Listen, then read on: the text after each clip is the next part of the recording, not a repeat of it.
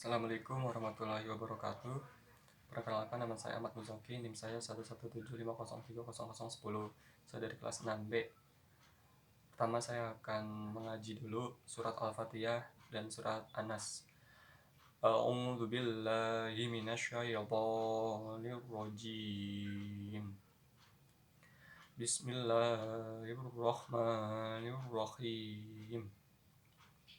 Alhamdulillahi rabbil alamin. Ar-Rahmanir-Rahim. Maliki yaumiddin. Iyyaka na'budu wa iyyaka nasta'in. Ihdinas siratal mustaqim. Siratal ladzina an'amta 'alaihim ghairil maghdubi 'alaihim waladdallin.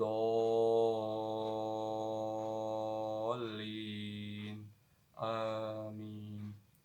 Rabbighfirli wa liwalidayya. Amin ya rabbal alamin. A'udzu billahi minasyaitonir rajim. Bismillahirrahmanirrahim. Qul a'udzu birabbin nas, malikin nas, ilahin nas, min syarril waswasil khannas, alladzi yuwaswisu fi sudurin nas minal jinnati wan nas. Shadaqallahul azim. Dan selanjutnya saya akan memberikan tentang kesan dan pesan mengenai ENYOS atau mengenai pembelajaran kuliah online. Ada ENYOS, ada Edmodo, ada GCR, ada WAG, WAG maksudnya.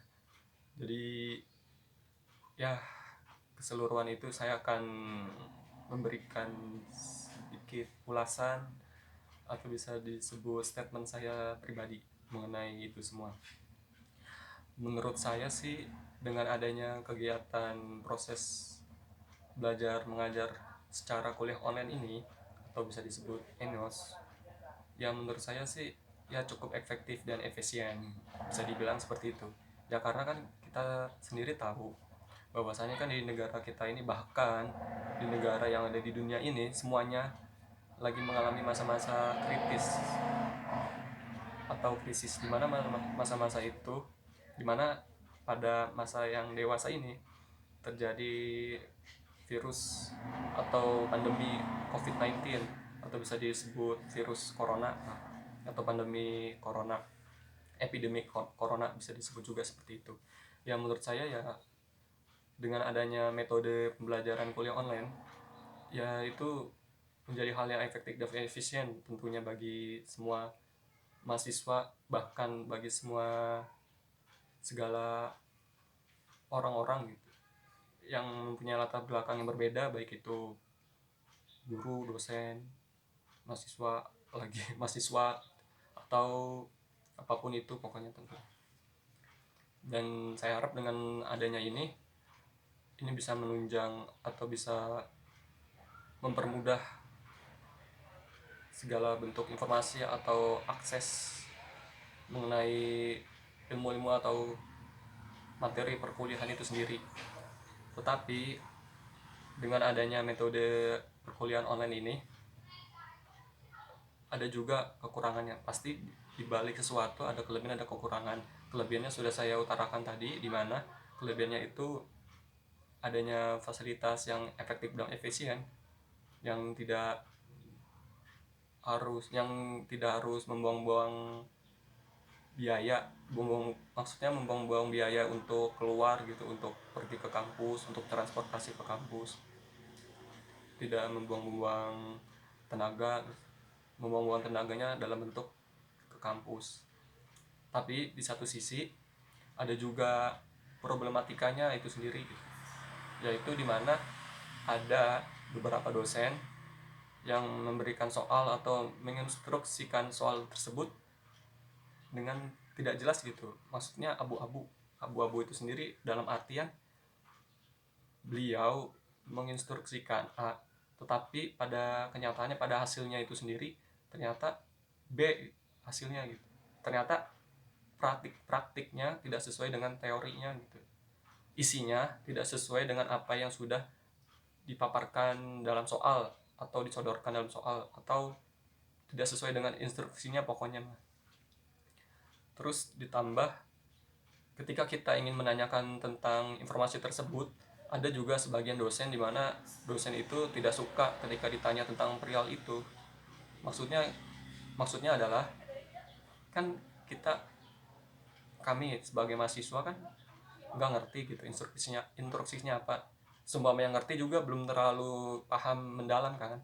Nah, ketika kami ingin menanyakan perihal itu, ingin tahu tentang informasi tersebut dengan sedalam-dalamnya, dengan sejelas-jelasnya, dengan menanyakan ini maksudnya apa, baik itu soal atau materi.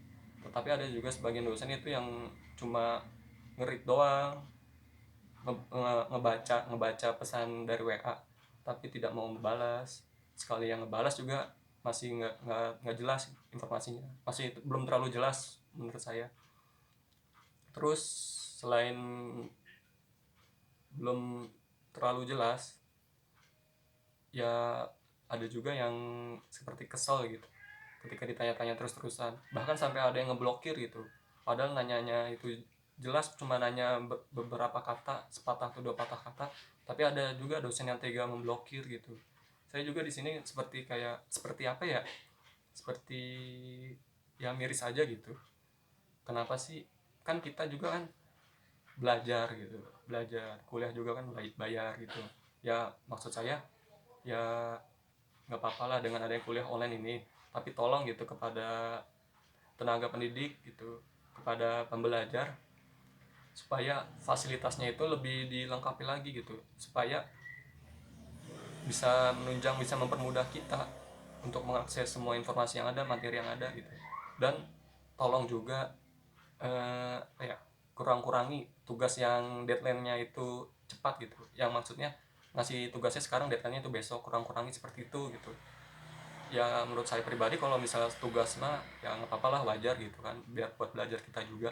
Tapi kalau masalah tugas deadline-nya itu besok gitu, atau cepet banget gitu waktunya pengerjaannya, kan kita juga tahu kan, kami juga tahu kan, semuanya juga tahu gitu. Maksudnya kan kuliah nggak cuma satu matkul doang, banyak kan, ada 12, nggak cuma satu matkul aja, maksudnya banyak, ada 12 matkul, ada juga yang 10, tergantung mahasiswa itu ngambil SKS-nya gitu, KRS-nya itu sendiri. Dan menurut saya sih itu aja sih ya, pokoknya selebihnya ya bagus lah dengan adanya program metode pembelajaran kuliah online tersebut. Sekian dari saya, mohon maaf apabila banyak kekurangan. Yang salah datangnya dari saya pribadi, dan yang benar datangnya dari Allah. Stay healthy, stay safe, and stay at home. Selamat menunaikan ibadah puasa. Mohon maaf lahir batin, mohon maaf bagi semua yang sudah melihat video ini dan mendengar ocehan atau celotehan dari saya. Mohon maaf, ini semata-mata ekspresi emosional saya, dan ya tadi yang sesuai dengan soal pesan impresif saya atau pesan-pesan saya terhadap belajaran metode kuliah online tersebut atau daring. Sekian, terima kasih sekali lagi. Mohon maaf apabila banyak kekurangan kata, kesalahan kata. Saya akhiri cukup sampai di sini. Wassalamualaikum warahmatullahi wabarakatuh.